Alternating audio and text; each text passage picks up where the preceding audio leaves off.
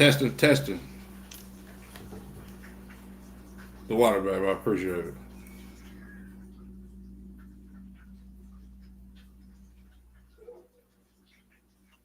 You can hear the audio good now? It's good? Okay. So lock in. We're going to get started in a second. Make sure y'all like and share this class, man. This is going to be a heavy class, you understand? Concerning the slavery of the children of Israel. And I'm going to get into the day-to-day life of it. You know what I'm saying? So make sure y'all share this class, man. It's going to be a heavy class tonight. Yeah, and we're going to prove emphatically, you understand, that the slavery in Egypt is the same exact slavery that we served out here in America. You understand? As a matter of fact, we'll get it started. Shalom Israel. Yahba Shem Yahshua Baraka Thumb to the brothers. Yahweh Shamar Lathan Ba Shem Yahshua to the sisters. I'm Priest Officer Karan Yah of the IHBK under Commander General Yohana. And this is the Monday night history class. You understand?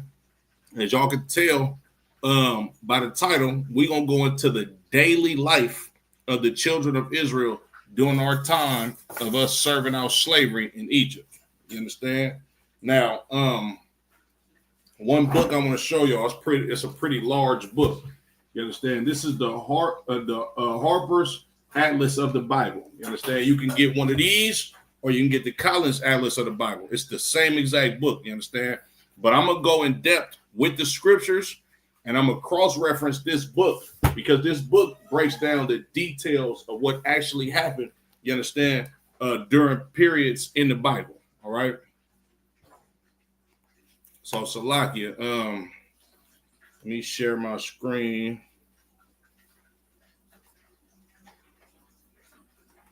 Of course, we're gonna go to the scripts as usual.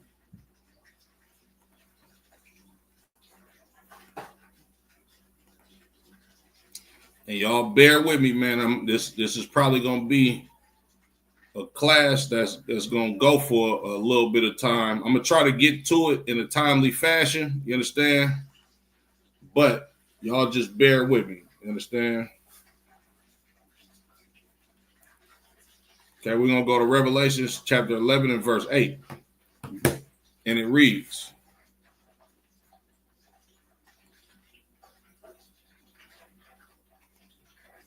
The book of Revelations chapter 11 and verse 8. And their dead bodies shall lie in the street of the great city, which spiritually is called Sodom and Egypt. You understand?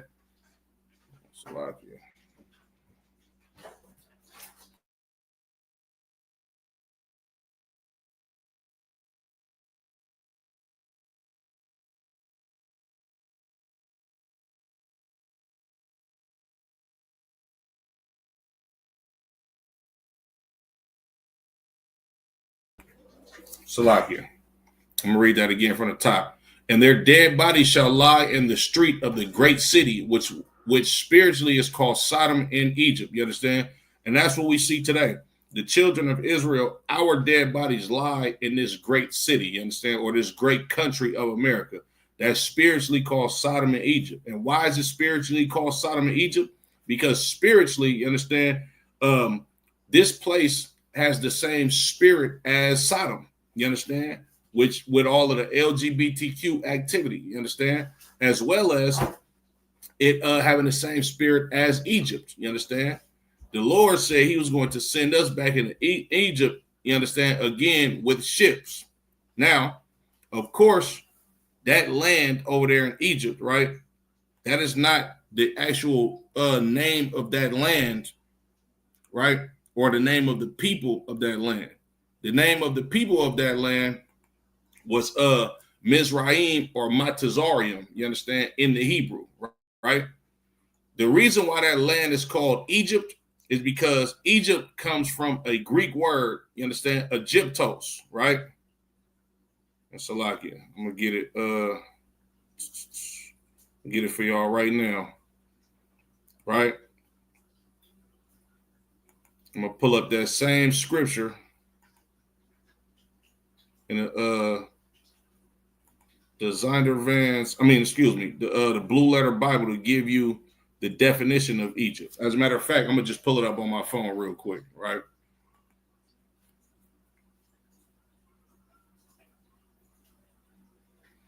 Okay. Egypt or Egyptos, you understand? Which it's a metaphor, you understand? For Jerusalem, for the Jews persecuting the Christ and his followers, and so to be likened to the Egyptians treating the Jews. And how did the Egyptians treat the Jews? The Egyptians had the Israelites in slavery. You understand? I'm gonna read that again. This is the book of Revelation, chapter 11 and verse 8. And their dead bodies shall lie in the street of the great city, which spiritually is called Sodom and Egypt, where also our Lord was crucified. You understand? And why does it say our Lord was crucified? Christ wasn't crucified in America. You understand? They spiritually crucified Christ in America with setting up that image, you understand, in the black communities of a Caucasian Christ, which Christ never looked like that. You understand? So now I'm gonna go to Salakia. Go to the book of Genesis, chapter 43. I'll give you all some context, you understand, of Egypt before the children of Israel actually got to Egypt. All right. The book of Genesis, chapter 43. What I want.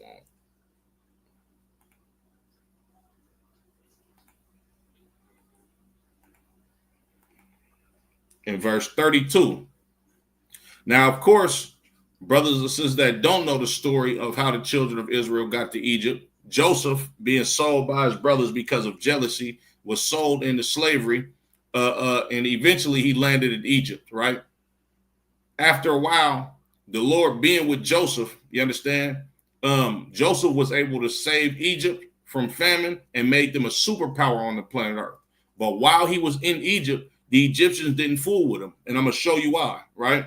It's the book of Exodus, book of Genesis, chapter 43, verse 32. And they set on for him by himself, and for them by themselves, and for the Egyptians, which did eat with him by themselves, because the Egyptians might not eat bread with the Hebrews, for that is an abomination unto the Egyptians. And the reason why it was an abomination for us, for these Egyptians to eat with Joseph, knowing that he was a Hebrew, is because the Egyptians, they despised shepherds. They didn't like farmers. You understand? That was like being a peasant to them. You understand? So now I'm gonna go to Genesis, the 46th chapter, right? And the 33rd verse. And this is what Joseph told his brothers, you understand, to tell Pharaoh when they came down into Egypt, because Joseph understood how easily it could happen that the children of Israel can be oppressed by these Egyptians, right? It's the book of Genesis, chapter 46 and verse 33. And it shall come to pass when Pharaoh shall call you and shall say, what is your occupation? That ye shall say, thy servant's trade hath been about cattle from our youth even until now, both we and also our fathers, that ye may dwell in the land of Goshen, for every shepherd is an abomination unto the Egyptians. You understand? Joseph understood something that his brothers didn't understand. He understood these Egyptians, and he understood their oppressive nature because he lived amongst the Egyptians for a long period of time. You understand? So in order for him to try to combat the children of Israel to be enslaved or oppressed by these Egyptians, he understood that our people being shepherds, and this is the type of occupation and work that we have done, you understand, as a family, he understood that these Egyptians would basically sever themselves from these Hebrews and set the Hebrews in their own land. That way, they're not living in close proximity to, in close proximity, in close proximity to the Hebrews. That way, it'll be less likely for the Hebrews to be oppressed by these Egyptians, right? So now let's go to Exodus, the first chapter. And I'm going to be cross-referencing this Harper's Atlas of the Bible, you understand, with the scriptures to give you the full breakdown of what actually happened in Egypt. You understand? And of course, I'm going to show some imagery as well. All right. So now, this is the book of Exodus, chapter 1, and I'm going to start at verse 5. And all of the souls that came out of the loins of Jacob were 70 souls, and Joseph was in Egypt already, giving you the context and the history of how the children of Israel got to Egypt. And Joseph died, and all his brethren, and all that generation, and the children of Israel were fruitful and increased abundantly and multiplied and waxed exceeding mighty, and the land was filled with them. Now remember, keep in mind, these Hebrews, the Israelites, these are shepherds. They're farmers, essentially. Keep that in mind. And it said they increased abundantly and multiplied and waxed exceeding mighty, and the land was filled with them. So we shepherds, we farmers, and we deep as hell in Egypt. This plays a major part in a breakdown of day-to-day life in ancient Egypt, according to this Harper's Atlas of the Bible. You understand? And the children of, verse 8. Now there arose up a new king, which knew not Joseph. And he said unto his people, behold, the people of the children of Israel are more and mightier than we. Come on, let us deal wisely with them, lest they multiply, and it come to pass that when there falleth out any war, they join also unto our enemies and fight against us, and so get them up out of the land, right? So now, these Egyptians said to themselves that these Israelites, it's more of them than us, and they're more mighty than us. We need to do something wise to keep these people in their place. Verse 11, therefore did they set over them taskmasters to afflict them with their burdens, and they built for Pharaoh treasure cities, Pithom and Ramses, right? And these treasure cities that these Egyptians forced the children of Israel to build is no different than Washington, D.C. You understand? San Francisco, New Orleans, Chicago. These were big major cities where a lot of wealth was made and stored. You understand? So now I'm gonna hold that, right?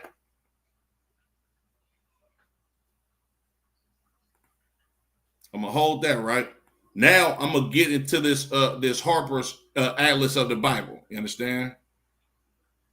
Give me 1 second. Share my screen real quick.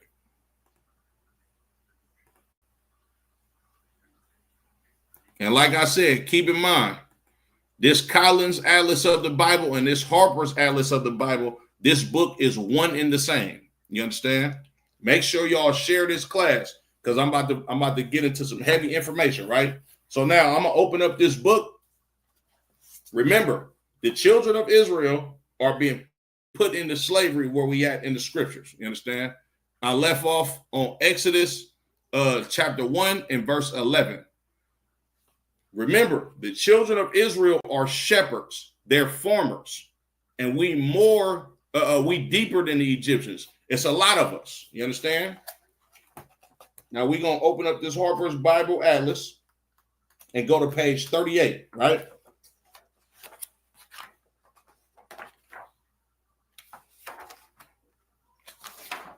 And I'm going to show y'all the page, right? Salakia.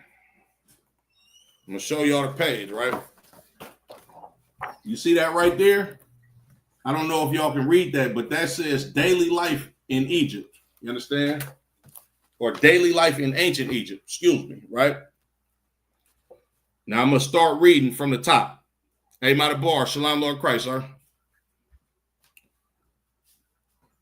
And it reads, a majority of the population of ancient Egypt were peasant farmers working their own small plots of land, or tenant farmers and agricultural laborers of the states of the crown, the temples, and the nobility. Did y'all hear that?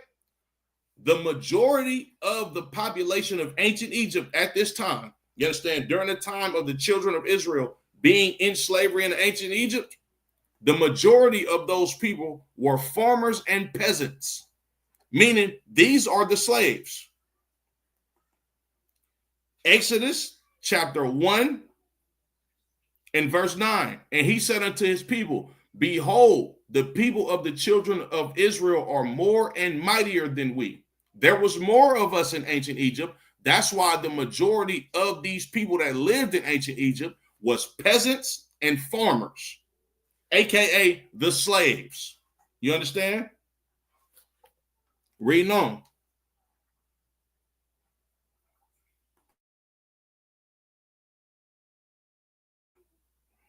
Reading on.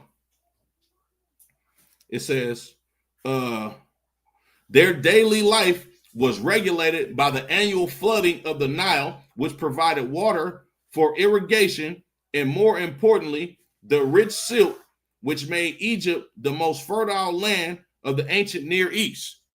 These farmers and these peasants, they relied on the Nile River to water their crops because they were the slaves in Egypt, just like in America. You understand? Now, hold on. Let me go back to Exodus.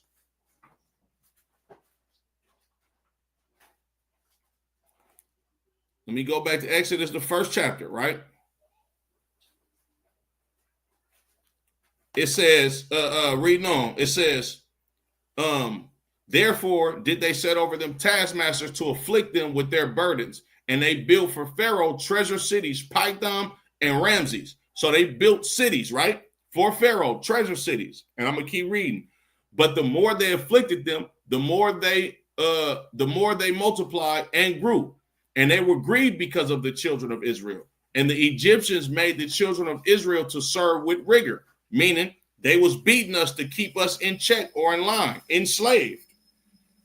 And they made their lives bitter with hard bondage in mortar and in brick and in all manner of service in the field. And their service wherein they made them serve was with rigor. It said we worked in all manner of service in the field. Is that not a farmer? Huh? Reading on. And it said the majority of the population of Egypt was farmers. You know why? Because that was us. These Egyptians said we was more and mightier than them. You understand? I'm gonna keep reading out of this Bible Atlas, right?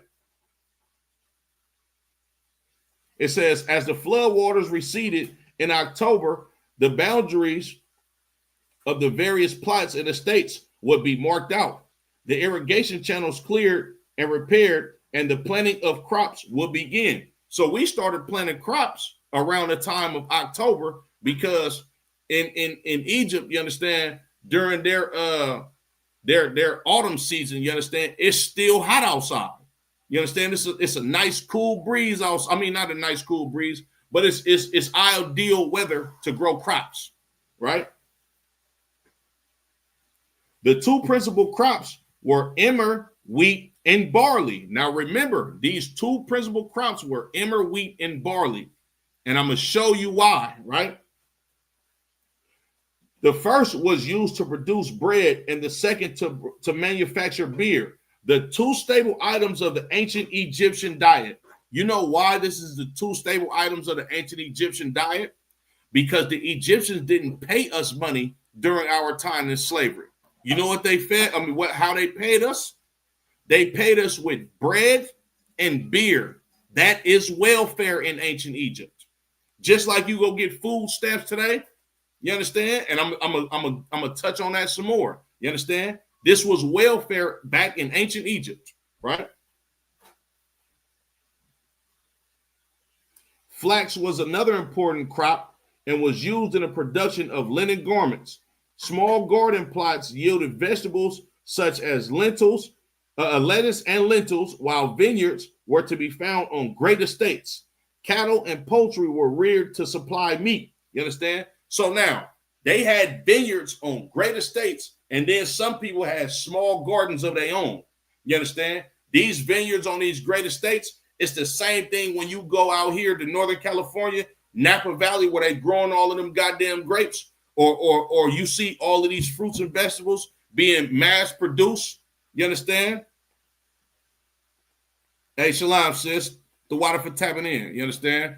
but all of these and just to catch you up on what's going on, Jada, we basically I'm basically getting into the day to day life of the Israelites being enslaved in Egypt.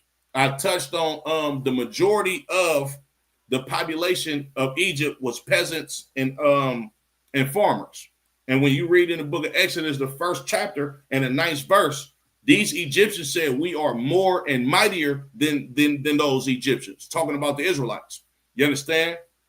And the reason why they put us in servitude and slavery is because they was in fear, because it was more of us than them. You understand? Right here in this book, the Harper's Atlas of the Bible, it literally says the majority of the people of Egypt were peasants. They was farmers. And the reason why is because the majority of the people that lived in Egypt at that time were Israelites. You understand? So now, reading on. Oh, and I just broke down. Oh no, sis, I ain't got there yet. I'm gonna show you the projects too, right here in ancient Egypt. You understand? And I appreciate you for tapping in. If you could like and share the class, show everybody this class, because Black people, Latinos, Native American Indians, we don't understand how identical the slavery was for us in America, like how it was back in ancient Egypt. You understand? But I'm gonna keep reading, right? Oh, I was just going over too. Egypt, they had a lot of big vineyards, you understand, on big estates. And then they had some people that owned small gardens and stuff like that. But it was the same thing as today. You understand? When you look at, I'm from California, it's the Napa Valley, you understand, vineyards, where they growing all of the grapes and all of these crops that's being mass produced.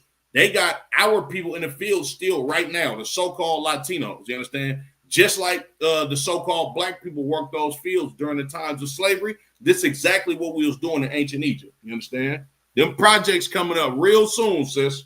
Trust me. All right. It says, as the crops ripen in the fields, tax assessors would appear to note the quantities and fix the contributions of each owner. These taxes will be paid in kind out of the crop and stored in the state granaries. You understand? So they had a tax system back then. You understand? Somebody that owned a vineyard and had slaves, the tax collectors will come through, count up everything that you had. Like this was literally the IRS back in ancient Egypt. The tax collectors will come through, they will evaluate what you made, and then they'll tax these wealthy people, you understand, to give a portion of their goods to these storehouses and these granaries. You understand? It says, in normal times, there would have been enough food for the entire population with a surplus to spare.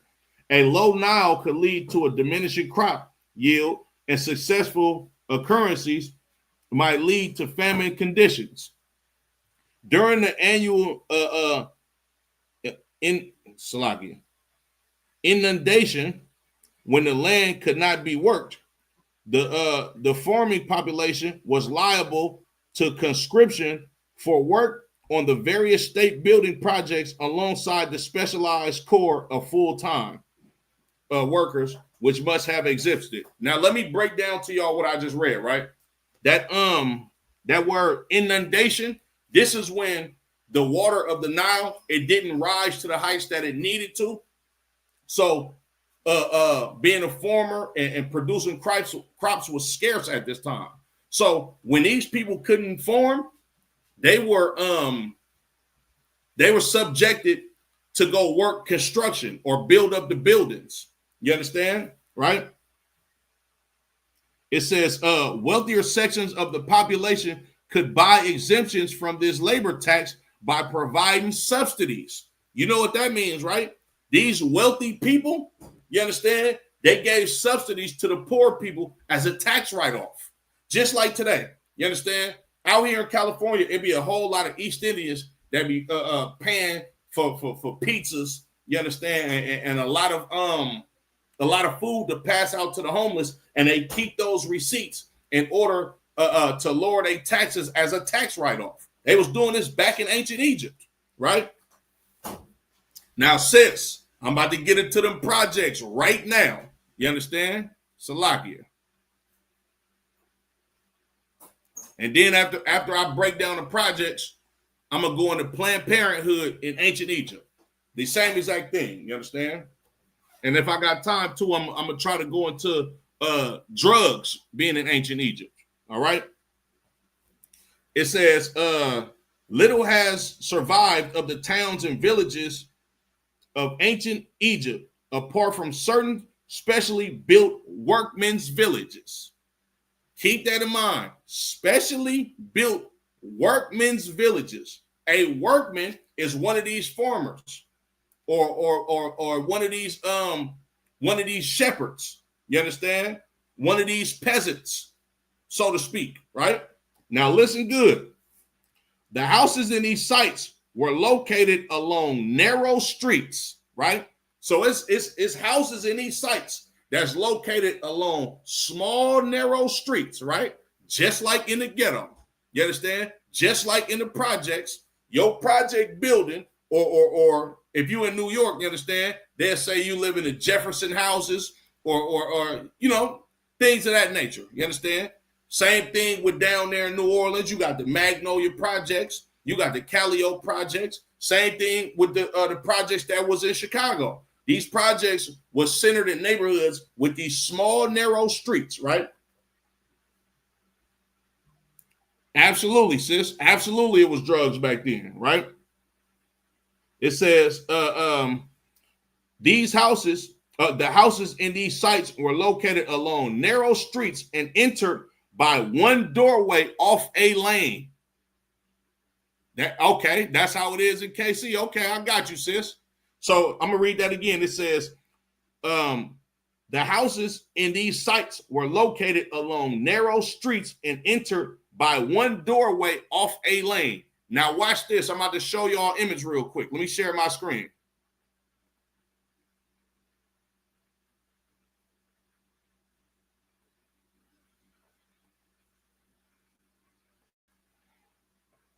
Y'all see this big project building? Y'all know how New York, in they ghettos, they got them small streets, right? You see about right here, I don't know if y'all can see my mouse, but about right there, that's that one door, you understand, that everybody has to go through to get into these project buildings or these workmen's villages, right?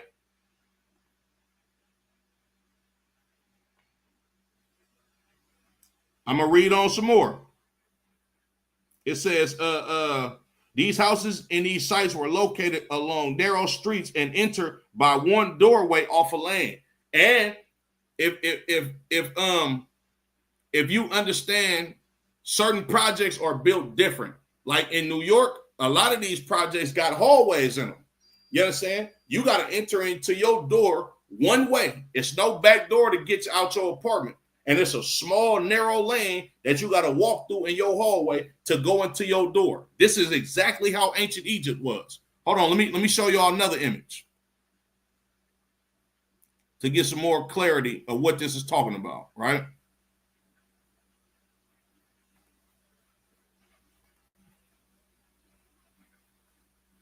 Madabar, you know very well about this, sir. This right here is the Magnolia projects. Y'all see this small, narrow street right here? And this little cut, they call these little cuts. Those are the narrow lanes. And you walk into your door or walk into your house through one doorway. You understand? Hold on. Let me show y'all a different image, right? Look at this.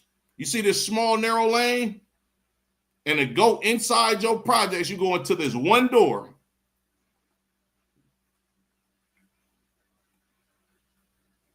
That's exactly how brothers and sisters lived in ancient Egypt, exactly how we live today, right? I'm going to keep reading. It says, they consisted of 3 or 4 rooms, mostly leading off one another. You ever been in an apartment before? That's exactly how the inside of these houses or these project apartments looked. in ancient Egypt. You got maybe a 2-bedroom.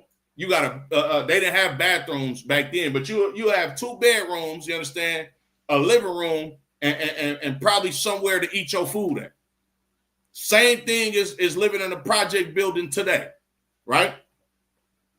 I'm gonna read that again. It says they consisted of 3 or 4 rooms, mostly leading off one another. Meaning, you walk out of one room straight into another room.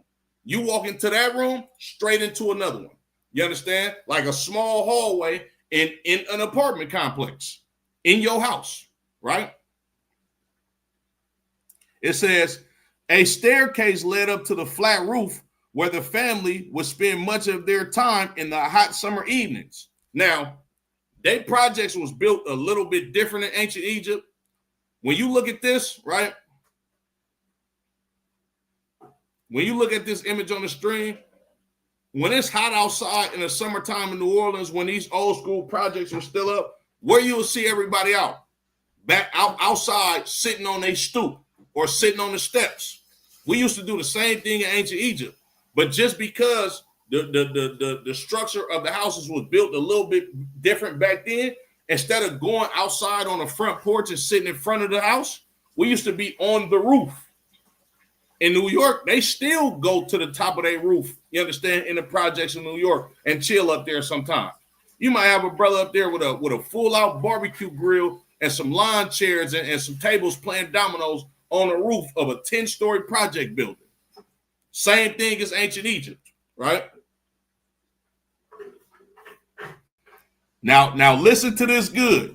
The houses were made of mud brick, which was plentiful. When you talk to a New York brother, you understand, or somebody that's from the East Coast that grew up in the projects, what do they call their projects? The bricks. And their projects are literally made out of bricks. This is us in the projects in ancient Egypt. Remember, I'm reading this out of this college Bible Atlas. You understand?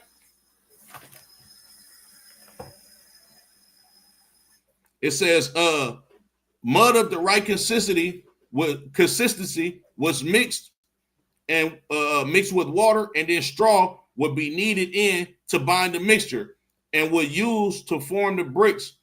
And then they were left to harden in the sun. 2 types of bricks were produced, the smaller for houses and the larger for official buildings, right? And when you look at the history of the housing projects in America, you understand, these housing projects didn't cost that much to make.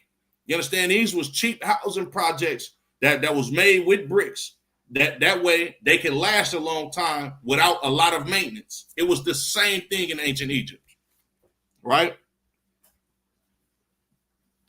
Ordinarily, homes were sparsely furnished, apart from wooden boxes housing family possessions, which were taken out when needed.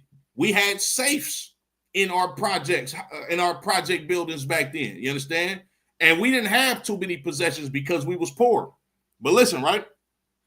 It says, Salakia. It says furniture consisted of small stools, chairs, and tables, varying in quantity and quality with the resources of the owner. Meaning, if you had a little bit more money, then you might have had some nice stuff in your apartment. You understand? If y'all get a chance, right? It's a brother named J-Rock. He a rapper from the Nickerson Gardens down there in Watts, California, right? He got a song with Lil Wayne. Just look up J-Rock featuring Lil Wayne. And it shows you inside of his projects. You understand? And it shows you inside of the project building that he grew, the project apartment that he grew up in. Because he's a rapper, because he got enough money to give his mother or his grandma some money, you understand? When you walk into that brother's project apartment, it looked very nice in there with big screen TVs and a lot of decorations because that brother has some money. As a matter of fact, I give you another interview or interview that you should go watch. Memphis Bleak. He had an interview on the Breakfast Club, right? Oh, not the Breakfast Club, excuse me. Drink Champs, right? And he explained when Jay-Z, when they still lived in Marcy Projects, he explained how when he used to go in Jay-Z's room, his room used to be all white, and he like decorated the room like lavishly because Jay-Z had some money because he was dealing drugs back then. It was the same thing with brothers back in ancient Egypt, right? Reading on. The agricultural villages probably differed little from those of the workmen, except the village plan and the size of the house would have been more irregular, right? Meaning, the farmers and the shepherds, you understand, and the peasants, their apartment complexes or they project buildings, they didn't look too much different from each other because they was all poor, right? Naturally, the nobility and high officials would have had much larger houses and more spacious rooms, more furniture, and even enclosed gardens. They had the suburbs in ancient Egypt. They had mansions in ancient Egypt for the people that was rich. I'm going to read that again for you. It says, now imagine you got workmen's villages, you understand, that consist of 3 or 4 bedrooms, you understand, and they all crammed together in these tight quarters, and they got to walk in their buildings through one door off of these narrow lanes. But then you got the nobility and high officials that had much larger houses, which was more spacious, had more furniture, and had enclosed gardens. You know what an enclosed garden is? They had lawns. It's like your front lawn or back lawn. These brothers and sisters in these workmen villages, they didn't have that because they lived in basically public housing. You understand? That was actually built by the public. The projects in ancient Egypt. Ain't that something? Right? Now we finna go to the Egyptian administration that governed Egypt.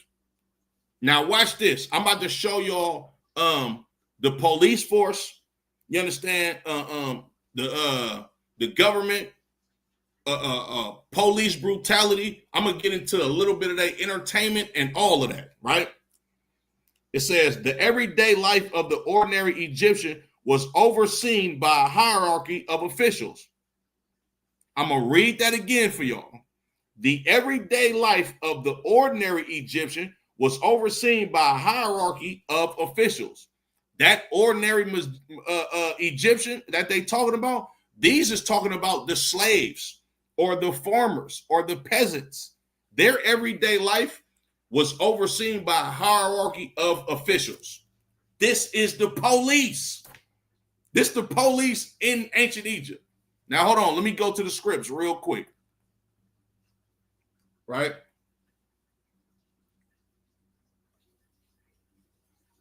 Y'all bear with me 1 second.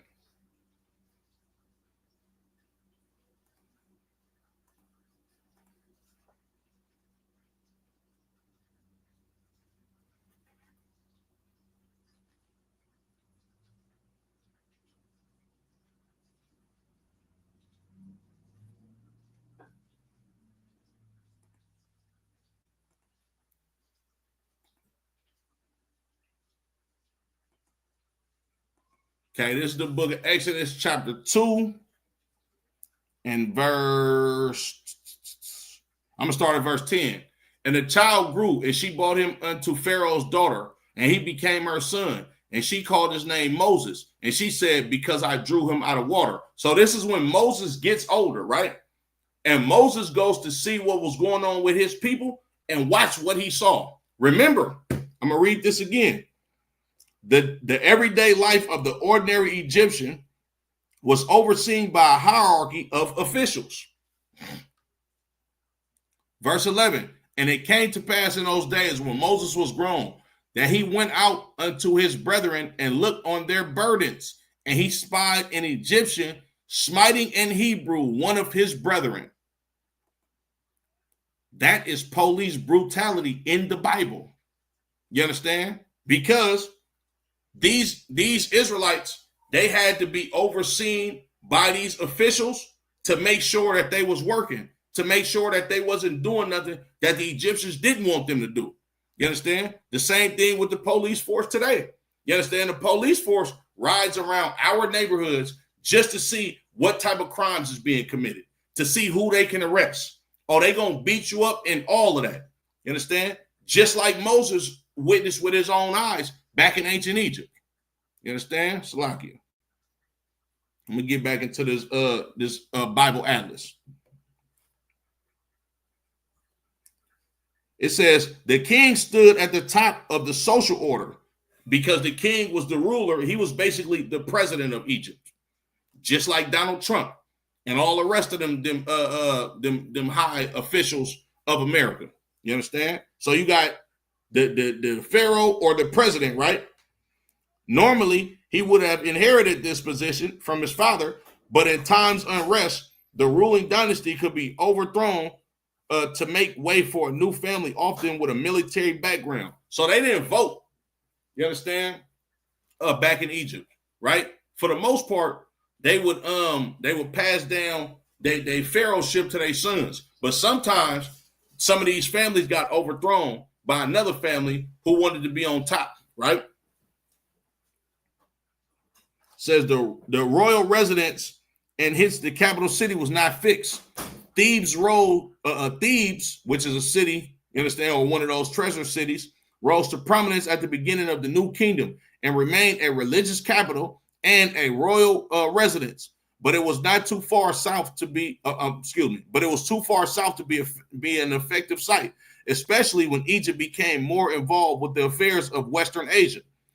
The northern capital of Memphis always retained its prestige, while new northern residents were created, such as Avaris under the Hyksos and Pyramus, now Quantir, built near the ruins of Avaris by the Ramessides.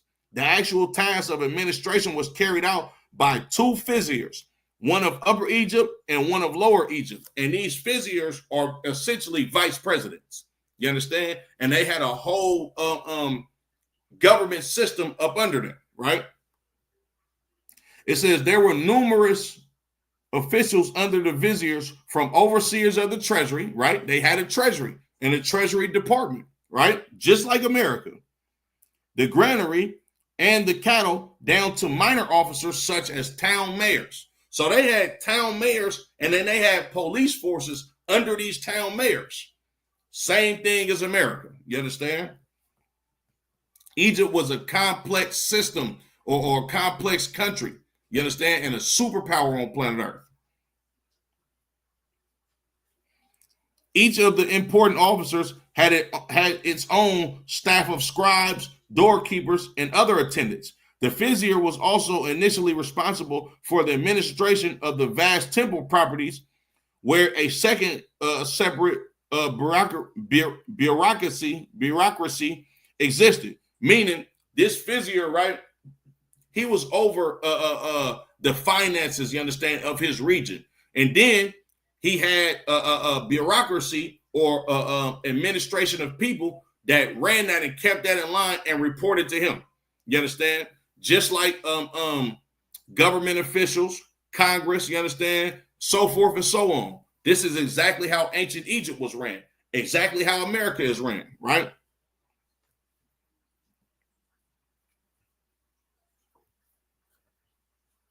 It says a third existed for the army, which was also under the authority of the vizier. Every transaction involving the movement of goods to and fro royal storehouses was in theory meticulously recorded, although there is evidence of corrupt officials. They were stealing money, you understand, from the treasury back then. Like they was committing embezzlement back then. You understand? This is exactly how America is ran, right? Reading on.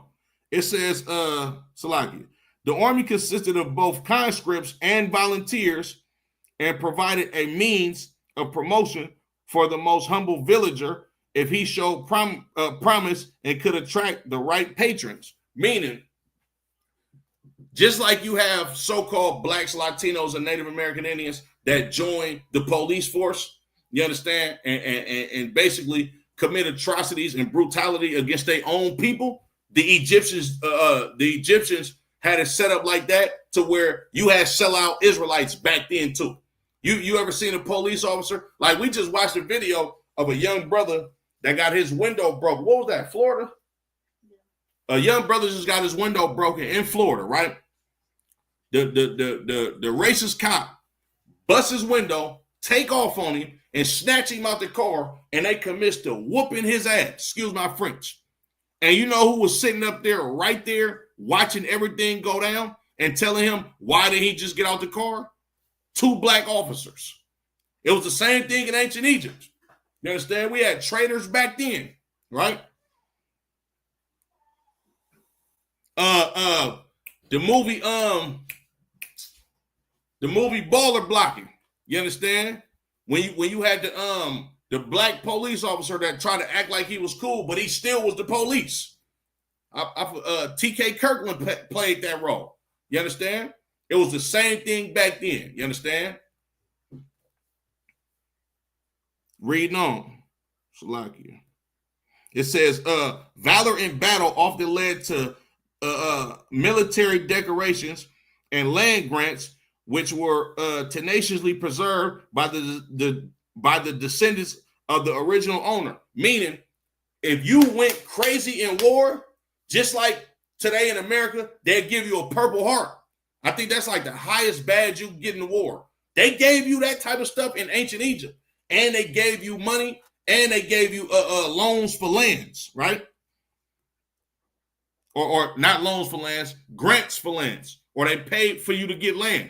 You understand? They looked out for their traders amongst the children of Israel. And, of course, they own people. Of course, they looked out for them. But if you had a brother that was an Israelite and he fought in that war and was valiant, you understand?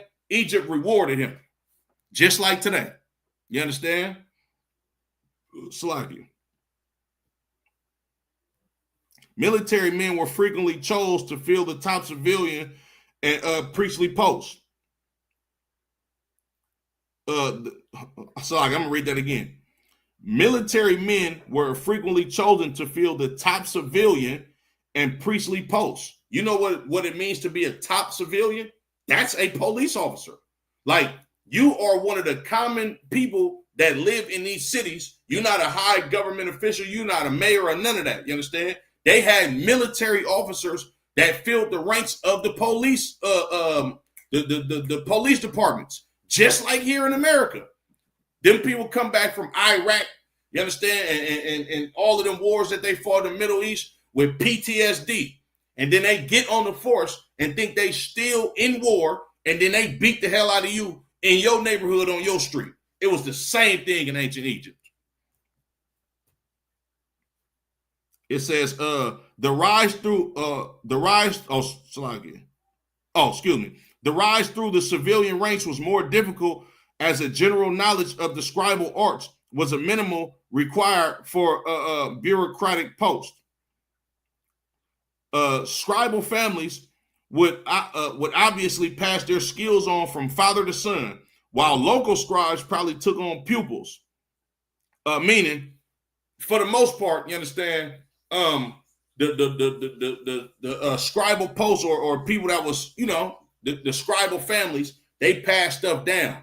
But certain dudes that don't come from a background, you understand, of having a scribal family, they would take somebody up under their wing and train them to be exactly how they are. You understand? The vast amount of written material from the village of the royal workmen at Thebes indicated a high level of literacy among these craftsmen, and implies that literacy was probably more widespread than has hitherto been estimated. Meaning, a lot of their entertainment, you understand, was reading books, things of that nature, you understand? And I'm going to show you they had plays in ancient Egypt, and also something that y'all did not know about ancient Egypt. I'm going to show you some crazy, shocking stuff about ancient Egypt in a couple of sentences, right? It says the literature enjoyed by these workmen consisted of both ethical wisdom literature and popular adventure stories, right? Meaning I'm gonna read that again. The literature enjoyed by these workmen consisted of both ethical wisdom literature, meaning they read sophisticated books, right, and popular adventure stories, right, and they read urban books. Basically, they had urban books, right, and it says and bawdy tales of the gods. That word bawdy is spelled B-A-W-D, tales of the gods. I'm going to show you the definition of that word bawdy.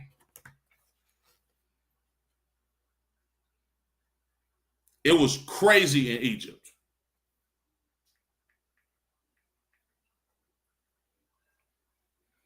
Bawdy, dealing with sexual matters in a comical way. Humorously indecent, meaning they had sexual comedy plays, you understand, or sexual comedy stories. Essentially, they was indulging in porn in ancient Egypt, you understand, with the literature that they read, and when you look at some of their art and paintings, right? Synonyms for that word bawdy is racy, spicy, raunchy, you understand, gross, lewd, filthy, smutty, dirty, X-rated. Yeah, they had porn in ancient Egypt, right? Same thing as America, right? The most popular work was a Styre, which ridiculed the life of a soldier and praised that of a scribe. A Styre is basically an actor. They had plays in ancient Egypt. You know how you would go see the theater before we had movies in America? That's exactly what they did in ancient Egypt. You understand? Salakia. Ironically, it was the successful military man who often gained the greater rewards. You understand? A lot of these brothers that came up out of the military, they indulged in being what's it called again? And becoming a satire, right? Their function was Slakia. One privileged section of the community consisted of the numerous priests who served in the great temples of the major gods of Egypt. Their function was to propitiate the gods by carrying out prescribed rituals in the temples. They had church. They had essentially what you would think to be as Christianity back in ancient Egypt. It was the same exact thing. You understand?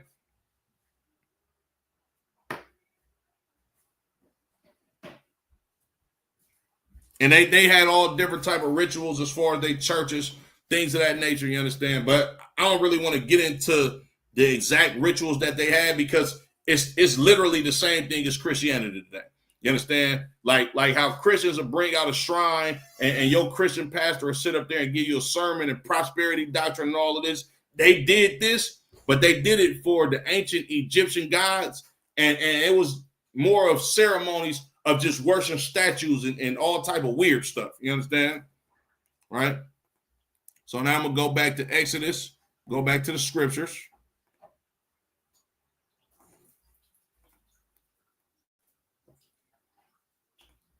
Go back to chapter 1, right?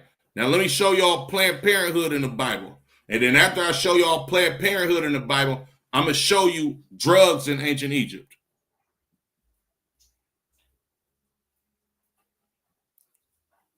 Okay, Exodus 1 and 13. And the Egyptians made the children of Israel to serve with rigor, meaning they was beating the hell out of us, forcing us to grow their crops and tend the livestock and build up these cities.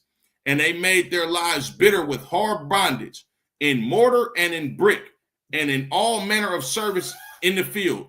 All their service wherein they made them serve was with rigor. Remember, I told you, they built up these buildings. They built these projects. They built these homes.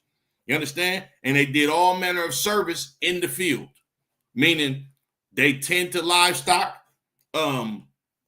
They grew crops. You understand? Whatever we served in slavery right here in America, we did the same exact thing in ancient Egypt. Verse 15. And the king spake to the Hebrew midwives, of which the name of one was Shiphrah, and the name of the other Puah. And he said, when ye do the office of a midwife to the Hebrew woman, a midwife is a sister that that go help a sister deliver her child. You understand?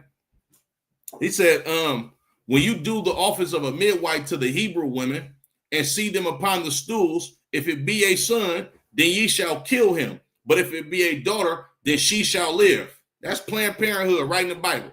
That's an abortion or a late-term abortion right there in the Bible. And the reason, why they wanted to kill the Egyptian boys is because these Egyptians know that your nation comes from the seed of men. They was trying to wipe out the Israelites, you understand, by overworking us, you understand, oppressing us, and ultimately killing off our men. That way they can have our women and repopulate with our women to make their nation grow stronger with the seed of Egyptian men. You understand? So what they did, they wanted to unalive, you understand, all of our sons and let the daughters live, right? Verse 17, but the wives feared God and did not as the king commanded them, but saved the men children alive. And the king of Egypt called for the midwives and said unto them, why have ye done this thing and saved the men children alive? These sisters wasn't going for that. They loved their people and they loved the Lord. You understand? So Pharaoh came and was like, hey, why y'all ain't kill all of these newborn boys? Now watch what these sisters say. This is like what these sisters say to Pharaoh was sisterhood. You understand? It was love for their people, right? Verse 19, and the midwives said unto Pharaoh, because the Hebrew women are not as the Egyptian women, for they are lively and are delivered ere the midwives come in unto them. These sisters literally told him, look, our sisters, these Hebrew sisters, they not like these Egyptians. These Egyptians done been in labor for 30 and 40 hours, a long time. They like when these Hebrew sisters are to deliver their baby and we thinking it's going to be a long time, even before we get in the room, they already had the goddamn baby. What you want me to do? Rip this baby out of this sister's arm? No, I'm not doing that. They already had the baby before we even came in there. You understand? Verse 20, therefore God dealt with the midwives and the people multiplied and waxed very mighty. Remember, right here in this atlas, a majority of the population of ancient Egypt were peasant farmers working their own small plots and lands, or tenant farmers and agricultural laborers on the estates of the crown, the temples, and the nobility. Meaning, we had the menial jobs. And the majority of us had the menial jobs because we was deeper than them and they had us in slavery. Verse 21, and it came to pass because the midwives feared God that he made them houses. And Pharaoh charged all his people, saying, every son that is born ye shall cast into the river, and every daughter ye shall save alive. That's Planned Parenthood right there. Those are late-term abortions. You understand? They was going to brothers and sisters' houses looking for a newborn baby so they can go feed them to a goddamn alligator in the Nile River. Same as America. You understand? Salakia. I'm going to go over these drugs real quick in ancient Egypt. And this is just a quick little Google search. I didn't have time to prepare the actual presentation for the drugs in ancient Egypt, but I'm gonna just show y'all what a quick Google search will say, right? So I typed in drugs in Egypt during the slavery of the Israelites. It says research into ancient Egyptian history, particularly regarding the time when the Israelites were enslaved, indicates that various substances with potentially psychoactive properties were known and used, meaning when we were slaves in Egypt, niggas was getting high. Just like America. You understand? They were primarily employed for medical purposes and religious or ritualistic ceremonies, not necessarily for recreational drug use as understood today. That's a goddamn lie. You understand? Because I challenge y'all to go watch this I think it's a Netflix documentary. It's called Painkiller. You understand? And it's talking about the history of the family that that created the drug Oxycontin. As a matter of fact, y'all go tune in to my series called Criminals of the Caucasus. You understand? And I got a whole class about these people. You understand? I forget the name of them. You understand? But they was a family that started Purdue Pharma. I forget their names. I can't think about it right now. But they came. What's a goddamn lie? What's a goddamn lie, sis? I'm lost. Yeah, but anyway, you understand? Just like these people was getting prescribed Oxycontin, they started to get addicted to it, and then they started to use it recreationally and abuse it, which always happens with drugs. That's why in America, heroin and cocaine used to be legal. But people started abusing heroin and cocaine and just started destroying themselves. Now I'm laughing because that's what you said about that Google search. Okay, Most High Christ says. But yeah, heroin and cocaine, you understand? It was legal here in America. Then when people started to abuse it, that's when they outlawed it. You understand? Right? Now, here's a breakdown of the evidence. Now listen good, y'all. Opium poppies were grown in Thebes, Egypt. Thebes, Egypt was I think it was either Python and Ramses when you read in the Bible. You understand? I would have to get that, but it's the names change. You understand? It's not called what they called it in the Bible. You understand? But it's essentially the same city. But opium poppies were grown in Thebes, Egypt, and evidence suggests their use in Canaanite cult rituals in the region during the late Bronze Age around the 14th century, which overlaps with the time frame of the Israelites' enslavement narratives. Meaning opium, y'all know what opium is. That's heroin. That's Oxycontin. That's syrup. That's what these young cats are. That's them perk 30s, perk 10s. Yeah, they had all that out in ancient Egypt. You understand? Right?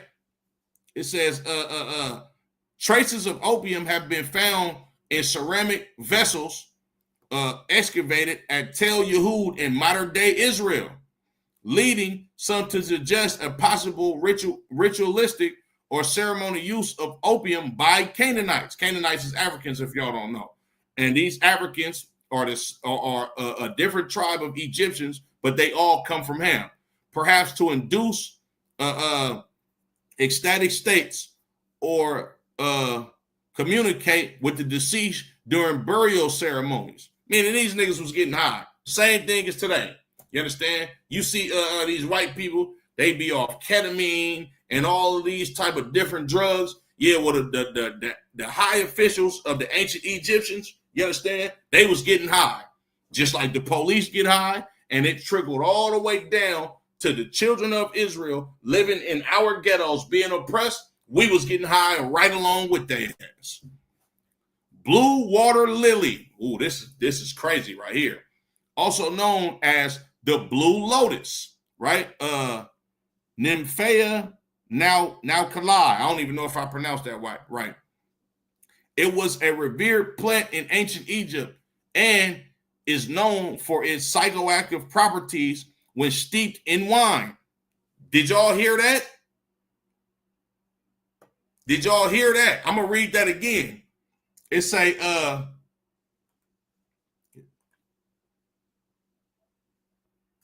wow, I never would have known that they had drugs back then. Yeah, they definitely had drugs back then. You understand? Right? It says, Salakia.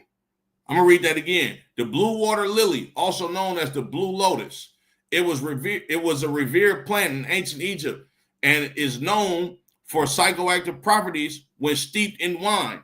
Meaning, they used to soak this blue water lily in wine and drink it. Same thing as somebody pouring up a foe of some syrup. You understand? Or going to go get some activists. I don't even know if they still got that stuff.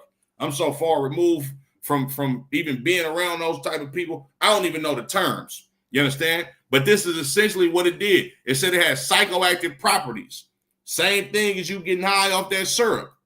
Traces of blue water lily were found alongside other substances in ancient Egyptian mud that is thought to have been used in psychedelic rituals. Blue water lily petals were even found covering the body of King Tut, suggesting its significance. They worship these drugs. Same thing as when you go to somebody who smoke weed and you go to their house, what they got? Bongs, you understand? Different blunt wraps, joints, you understand? All of the things that they use in order to get high. Same thing, right? Cannabis.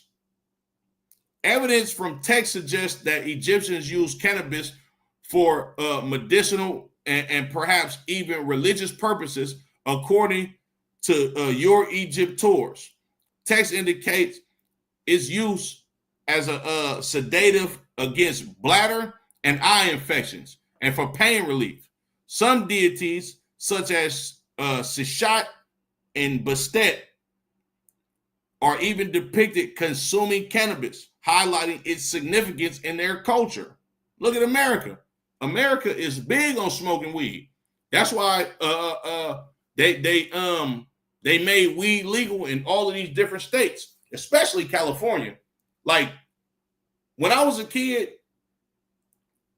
weed wasn't legal in California. I was born in the early 90s. Weed wasn't legal in California, but weed was widely accepted in California. You can even go back to the hippie movement. You understand? That started in the next city over from me, Berkeley. You understand? Weed was highly accepted in California even before it was legal. Sometimes the police will pull you over. You can have an ounce of weed. They'll tell you to stomp that out and let you drive home. It wasn't that serious out here in California. Now it's not that serious nowhere in the United States, really. Some place in the South, of course, they still tripping. But cannabis was widely accepted as a part of Egyptian culture, just like it is for the most part in the United States. You understand? Other medicinal and psychoactive plants. Researchers indicate that the use of other plants like Syrian rue and plants from the Cleome genus for their psychotropic and medicinal properties. Syrian rue specifically was identified in a best-shaped jug that may have been used to create hallucinogenic brews. Come on, man. They had syrup in ancient Egypt. That's what a hallucinogenic brew is. Cocaine and nicotine.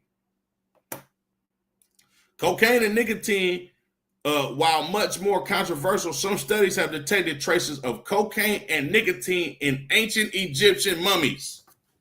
Boy, these Egyptians was dope fiends. They loved that dope so much, they wanted to get buried with it. You understand?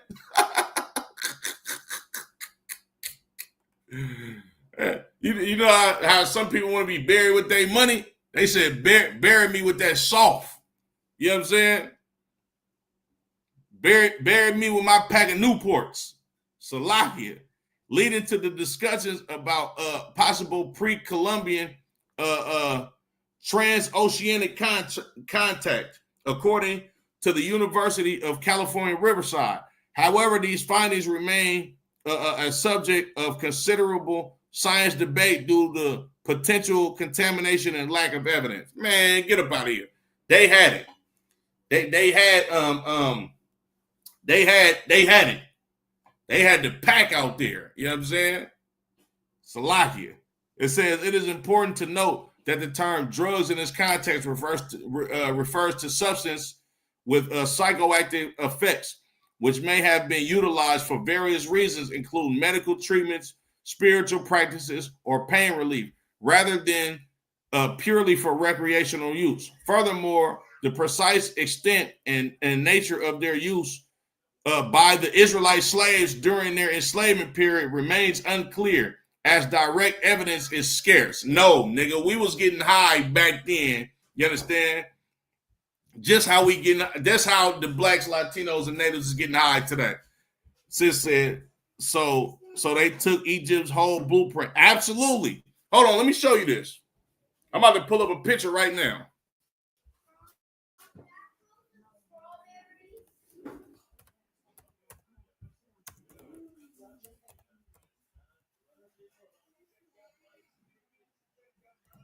Give me 1 second.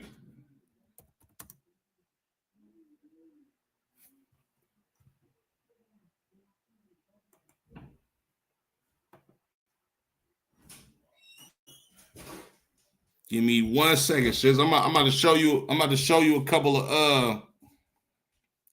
of pictures, right? Yeah, they took Egypt whole blueprint. That's why the Lord said this place is spiritually called Sodom and Egypt. Let me share my screen real quick.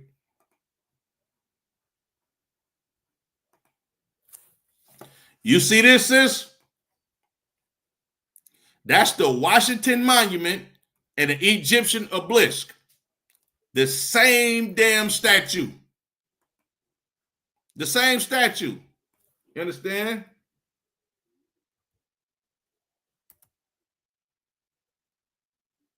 That's the same statue, right? Let me show you something else. Hold on.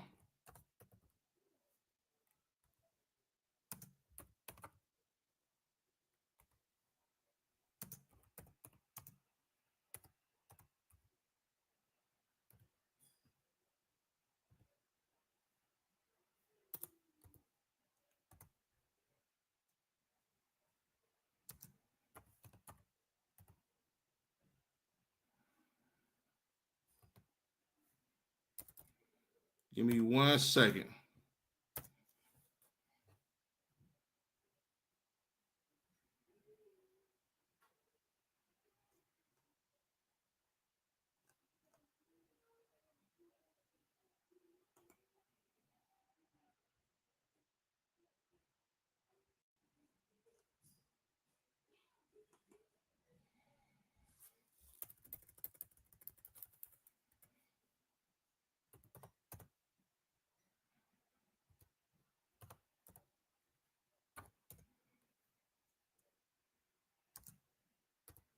Trying to find it real quick. Give me 1 second.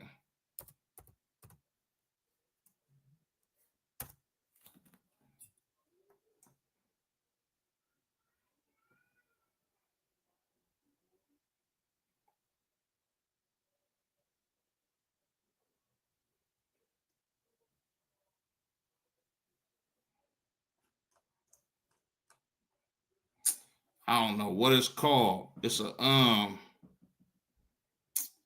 damn. What is it called? Y'all ever seen? Okay, hold on. I'm gonna show y'all this real quick. Let me share my screen real quick. I'm gonna try to find that other image, and it's essentially the same image, right?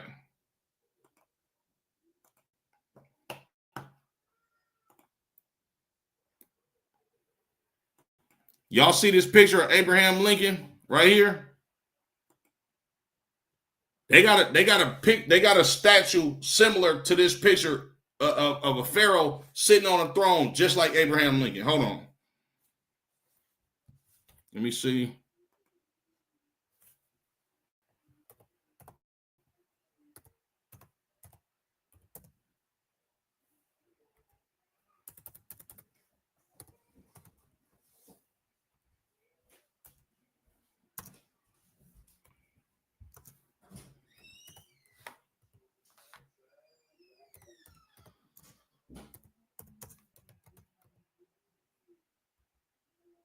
Let me see if this is it.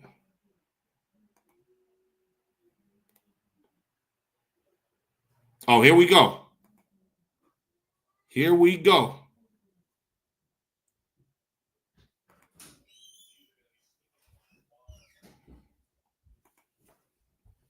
Let me show y'all this.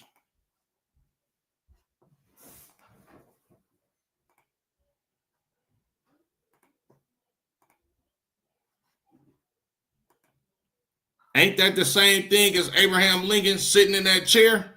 This Pharaoh sitting on his throne.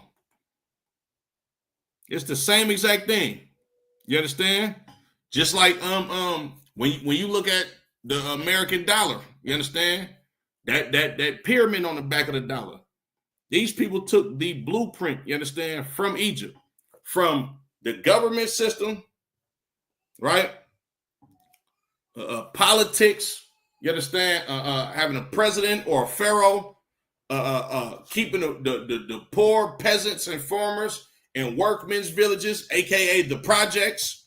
You understand? This is the same exact place that this is the same exact slavery that we served in ancient Egypt. You understand? I'm gonna go to the scripts real quick.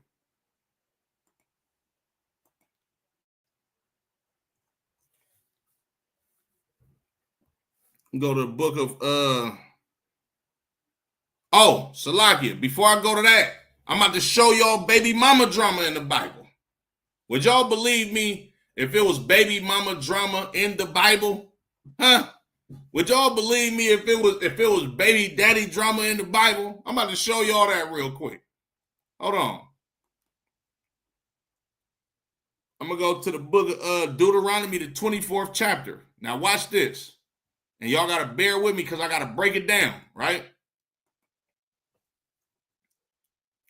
This is the book of Deuteronomy, chapter 24, and verse 1. When a man have taken a wife and married her, and it comes to pass that she find no favor in his eyes, because he have found some uncleanness in her, then let him write her a bill of divorce and give it to her in hand, and give it in her hand, and send her out of his house. Let me break that down for y'all, right? It say, when a man have taken a wife and married her, and it comes to pass that she find no favor in his eyes. Why is she not finding no favor in his eyes? She might have did anything to provoke this brother to not want to deal with her no more, because he had found some uncleanness in her. Meaning, this sister probably talked to him crazy. She probably didn't cheated on him. You understand? She probably didn't spent all his money. She probably sold some of his property. She probably didn't destroyed his clothes. All of this. Moses told him to write her a bill of divorce, right? Verse 2. And when she is departed out of his house, she may go and be another man's wife. And if the latter husband hate her, hate her, this baby mama, baby daddy drama, and write her a bill of divorcement that is given and give it in her hand, and send her out of his house. Or if the latter husband die, which took her to be his wife, her former husband would send her away, may not take her again to be his wife. After that, she is defiled, for this is an abomination before the Lord. And thou shalt not cause the land to sin, which the Lord thy God giveth thee for an inheritance. Now you probably asking yourself, Quran Yalla, how in the hell is that baby mama and baby daddy drama? Now watch what Christ said. We're going to go to the book of Matthews in the New Testament in the 19th verse, right? This is the book of Matthew, chapter 19, and I'm going to start at verse 3. The Pharisees also came unto him, tempting him, and saying unto him, is it lawful for a man to put away his wife for every cause? And he answered and said unto him, have ye not read that he which made them at the beginning made them male and female, and said, for this cause shall a man leave father and mother, and shall cleave to his wife, and they shall twain be one flesh. So the topic of this conversation that these Pharisees are trying to get from Christ is, what do you feel about divorce? And Christ said, you ain't read the Bible, or you ain't read the Torah or the law. A man and a woman should come together and be one flesh. You understand? Verse 6. Wherefore they are no more twain, but one flesh. What therefore God hath joined together, let not man put asunder. The Lord does not respect divorce. The Lord does not want a man and a woman to separate because God put them together and he don't want nobody to tear that apart. Verse 7, they say unto him, why did Moses then command to give a writing of divorcement and to put her away? Now watch what Christ said. He said unto them, Moses, because of the hardness of your heart, suffer you to put away your wives. But from the beginning, it was not so. Moses knew that these brothers wanted to kill a women because of the bickering and back and forth arguing and all of the type of stuff that you see in the black community today. So in order for Moses to not, or in order for the children of Israel to not kill their wives or the woman not kill her husband because she hate him, Moses suffered them to write a bill of divorce because of the hardness of our hearts. Verse 9,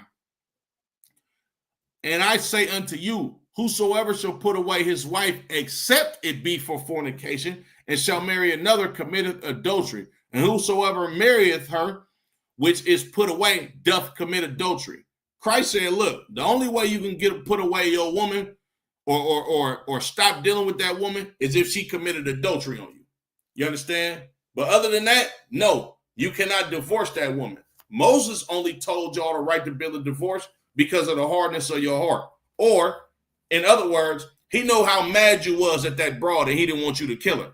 You understand? He knew how mad that sister was with her husband and he didn't want her to kill him or unalive him, Salakia.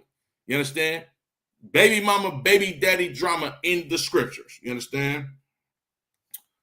I'm gonna pull another script and then I'm gonna go ahead and end it. Right? Let's go to the book of Deuteronomy, the 28th chapter, and I'm gonna just go straight to it to the 68th verse.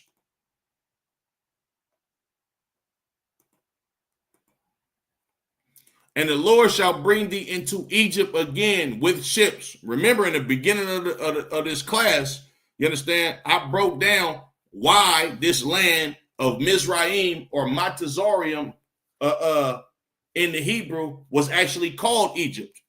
The Greeks took over the land during the Ptolemaic dynasty, or the Ptolemaic dynasty, up under Alexander the Great. And they likened the land of Mizraim or Matazarium to Egypt. You understand? Because that word Egypt is a Greek word that comes from Egyptos, which translates to slavery or bondage, because that's what happened in the land of Mizraim. And that was the most prominent activity going on in Egypt, you understand, or what made Egypt a great superpower, or Salakia. I'm gonna put it in the best terms I could. Egypt was known for putting the children of Israel in slavery. You understand? Or Mizraim or Matazarium was known for putting the children of Israel in slavery. So when these Greeks took over that land during the time of Alexander and the Ptolemaic dynasty up under Alexander, they called that land Egypt or Egyptos, which meant slavery. You understand?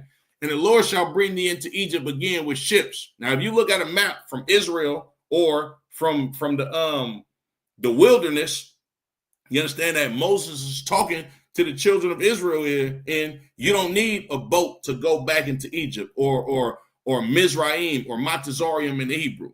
By the way, wherever I spake unto thee, thou shalt see it no more.